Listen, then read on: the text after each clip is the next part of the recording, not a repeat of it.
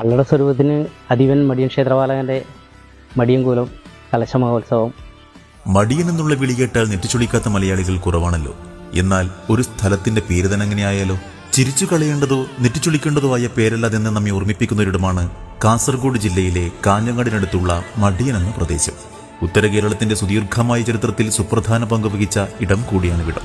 ഉത്തര മലബാറിലെ പ്രശസ്തമായ ശ്രീ മടിയൻകൂലം ക്ഷേത്രത്തിന് 500-ലധികം വർഷത്തെ പഴക്കമുള്ള ചരിത്രവും ഐതിഹ്യങ്ങളുമാണുള്ളത്. ചരിത്രരേഖകളിൽ ഇതിന് 1100 വർഷത്തെ പഴക്കം വരെ പറയപ്പെടുന്നുണ്ട്. ഉദിനൂർ കോവിലകത്തു നിന്നും വൈരജാതനോടൊപ്പം യാത്ര പുറപ്പെട്ട ക്ഷേത്രപാലകൻ വഴിമധ്യേ മടിയനിലെത്തി. അവിടുത്തെ നടയിൽ ഭഗവതിക്കായി തയ്യാറാക്കുന്ന നെയ്യപ്പത്തിന്റെ മണത്തിൽ ആകർഷനായ അദ്ദേഹം അവിടെ മടിച്ചിരുന്നു എന്നാണ് വിശ്വാസം.